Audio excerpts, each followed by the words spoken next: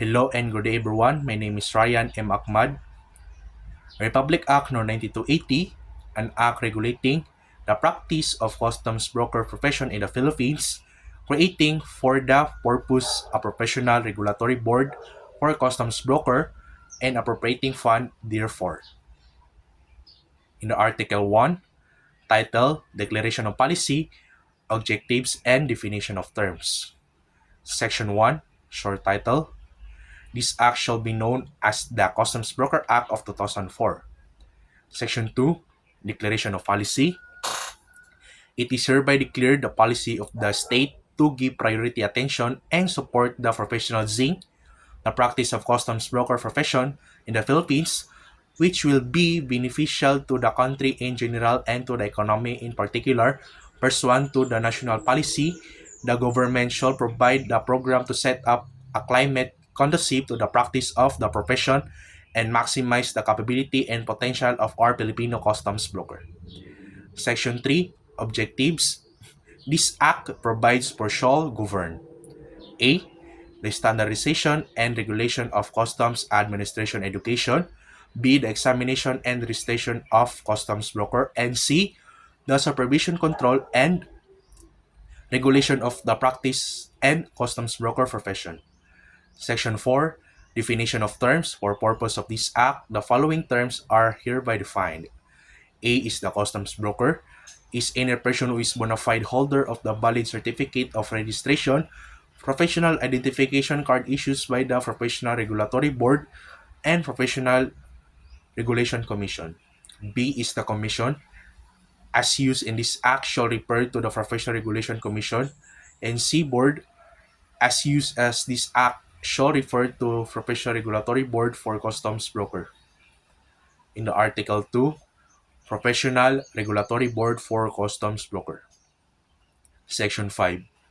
Creation and composition of the Professional Regulatory Board for Customs Broker.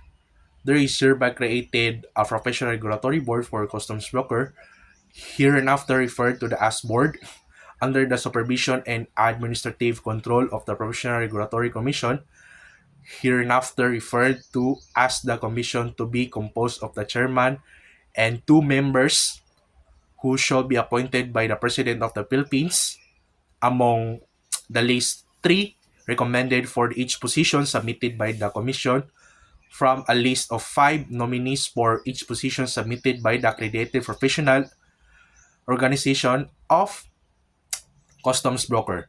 The new board shall be constituted within 3 months from the effectivity of this act. In the Section 6, scope of the practice of the customs broker.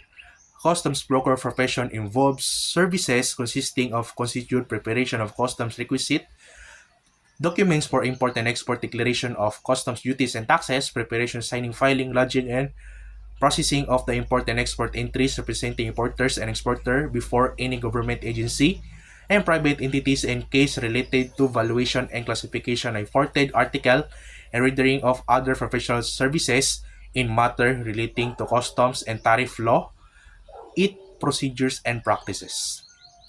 A customs broker and shall be considered in the practice of the profession in the nature and character of his employment in private enterprise requires professional knowledge in the field of the customs administration and tariff administration. He/she is also deemed in the practice of the customs broker profession. He/she teach customs and tariff administration subject in any university, college, or school duly recognized by the government. Section 7. Power and function of the board. The board shall the following powers and function. A is to promulgate, administer, and enforce regulation including the Code of Ethics and Code of Technical Standard of Customs Broker necessary for carrying out the provision of this Act. B. Supervise and regulated the licensure, registration, and practice of customs broker profession. C. Determine and evaluate the qualification of the applicant for register with or without the prescribed licensure examination and for the issuance of special or temporary permits. D. Prepare the modify the question for examination and prescribe the salability of the subject for examination and their relative weight. E. register successful examinees in the licensure examination and issues the corresponding certificate for registration and professional identification card. F. Issues special or temporary permits to foreign customs broker for specific project and for specific duration of time. G. Look into the condition affecting the practice of customs brokerage, adopt measures for the enhancement of the profession and the maintenance of high professional technical and ethical standards, and conduct ocular inspection of practice where customs broker practice their profession. And H. In coordinates with the Commission on Higher Education or CHED, examine the prescribed facilities of the university or colleges seeking permission to open the course or program of customs administration in order to ensure that standard and essential requirements for a qualified dean and faculty decade budget are properly complied and maintained. I investigate violation of this act, implementing rules and regulation and the code of ethics for the customs broker. And J, issues subpoena and subpoena dues tecum to secure the attendance of respondents or witnesses or the production of documents relative to the investigation conducted by the Commission. And K, prepare guidelines for the continuing professional education or CPE and coordinates with the accredited professional organization. And L, perform such other powers, function, and duties as may be necessary to effectively implement this act. The policies, resolution, rules, and regulation, order, or decision issues by promulgated by the board shall be subject to the review and approval of the commission. However, the board decision, resolution, or orders which are not interculatory in the administrative case shall be subject to the review only if on appeal. In the section 8, qualification of the chairman and members of the board. The chairman and member of the board must be the type of their appointment. So A, be the citizen and resident of the Philippines. B, be the good moral character and must not have been convicted of any crime involving moral turpitude. And C, be a member in the good standing of the accredited professional organization of customs broker. And D, be a grateful of bachelor degree in customs administration or holder of the master of degree in customs administration, conferred by the college or university duly recognized by the government or registered a licensed customs broker before the effectivity of this act. In E, be registered and licensed customs broker with a valid certificate or registration professional identification card with the lead 10 years of experience prior to this appointment. And F, not be a member of the faculty, whether full-time or part-time, of any school, colleges, or university with a regular and or review course in customs administration in thought, nor shall have any pecuniary interest in such institution and not be incumbent officer of the accredited national organization of customs broker. And section 9, terms of office.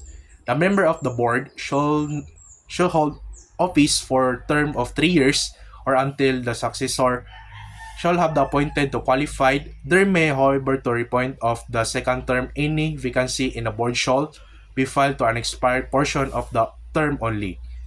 Each member shall take the oath of office prior to the assumption of duties. Incumbent chairman and member of the board shall continue to serve until the replacement shall have been appointed and qualified.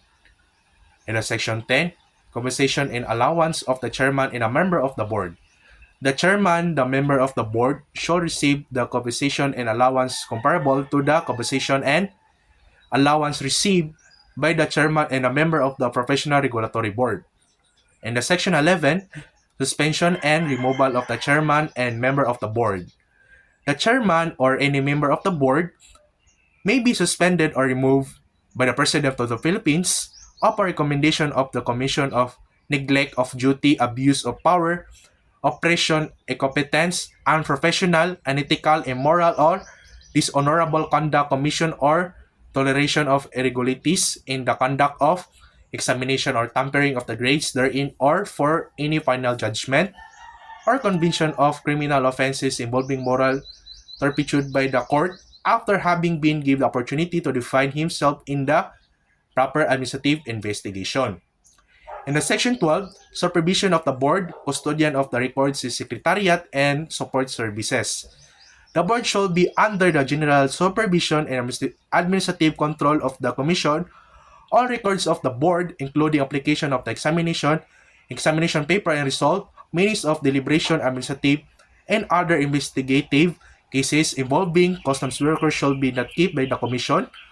The commission shall be designated the secretary of the board and shall provide the secretariat and the other support service to the implement of the supervision of the act.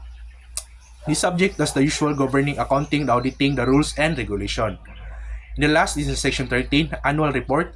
The board shall, at the close at each calendar year, to submit an annual report to the Commission giving the detailed account of this proceeding and accomplishment during the year and recommending measures to be adopted with the end of view upgrading to improvement the condition affecting the practices of the custom broker profession in the Philippines. And that's all, and good day.